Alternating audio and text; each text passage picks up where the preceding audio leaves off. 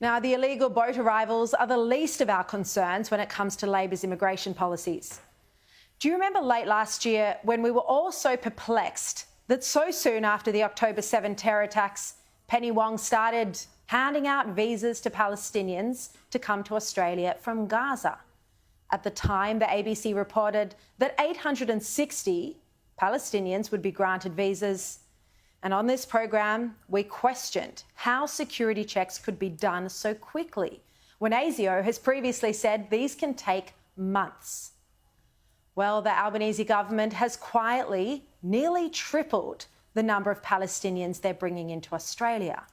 From October 7th, and those are the terror attacks, remember, from October 7th until the 6th of February this year, 2,273 people who hold a Palestinian Authority travel document, so 2,273 Palestinians, have been given visas to Australia. And let me tell you, the security process is worse than any of us could have imagined. We've spoken about how security checks are essential because we need to make sure that the Australian government isn't flying into Sydney and Melbourne and our other major cities people who have links to Hamas, Palestinian Islamic Jihad, or any other terror group. Well, Foreign Minister Penny Wong assured us repeatedly in multiple television interviews that rigorous security checks were being done. Well, her comments were incorrect, because officials have revealed in Senate estimates that far from rigorous security checks, which, as ASIO has said, can take months, these visas were being approved in a single day, one day. Have a look. Between 7th of October and 31st of December 2023, the Department granted 2,127 visitor visas to people declaring Palestinian citizenship, and an additional 148 migration and temporary visas were granted.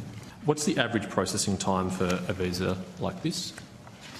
Globally, for a visitor visa, the median processing time is 1 day.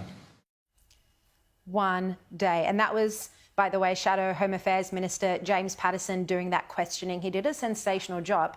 But if that's not disturbing enough, 1 day, some visas for Palestinians were apparently granted in an hour.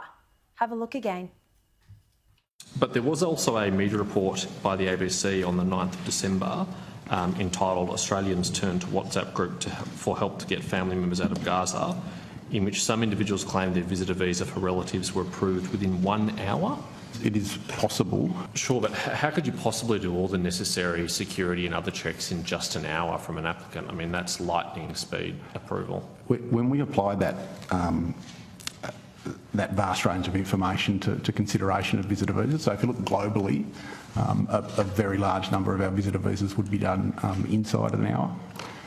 The assessment is essentially looking at all the information we hold and applying that in a number of ways to the application in front of us. I think we can confidently say that the appropriate security checks are not being done. They can't possibly be done if they're only taking an hour. Now, remember, Penny Wong went on every television show. Sunrise, Today Show, she held a press conference. She confidently reassured the public that rigorous checks were being done. Well, we asked her office if she was misleading the Australian public when she made these comments.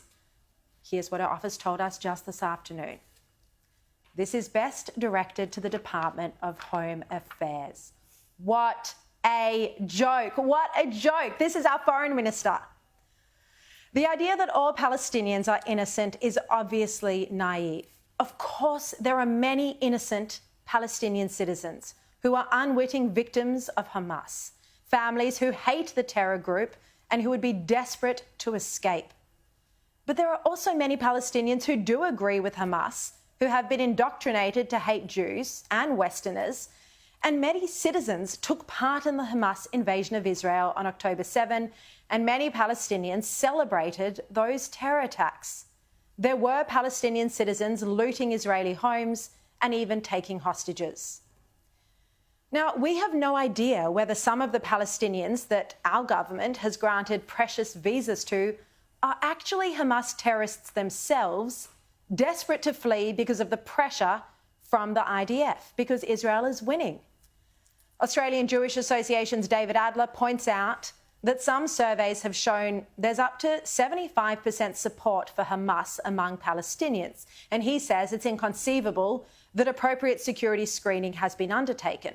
He told me today that the Labor government is exhibiting a reckless disregard for the safety and security of Australian citizens. It is almost certain Australia is importing Hamas supporters and those who celebrated the 7th of October terrorism. He says it is possible that we are bringing in Hamas members and operatives. We may even be bringing in some who participated in or assisted the 7 October terrorism. Now, we know that Jews are already being persecuted in Australia. Anti-Semitism is rising. There's doxing, death threats, vandalism, hatred and intimidation. Aggressive protests outside of Jewish synagogues, homes and businesses. The last thing we need is Hamas sympathisers to be flown into Australia, undoubtedly at taxpayer expense, to further put at risk the safety of all Australians and to further erode social cohesion. Life in Gaza is nothing like life in Australia. Here, we need to protect our safety, our security, our peace, our way of life. It's precious, and as we've sadly learnt in recent months, it's fragile. We can't risk it by possibly bringing in terrorism, violence and hatred.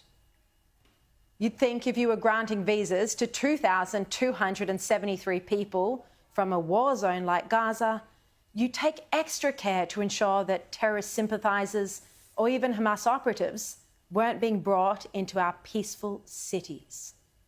But the reality is that Penny Wong and DFAT could be providing safe passage to Australia for terrorists or terrorist sympathisers. It's unacceptable that visas are being approved within 1 day and potentially 1 hour. This inadequate security screening isn't just a threat to Jews, it's a threat to all Australians.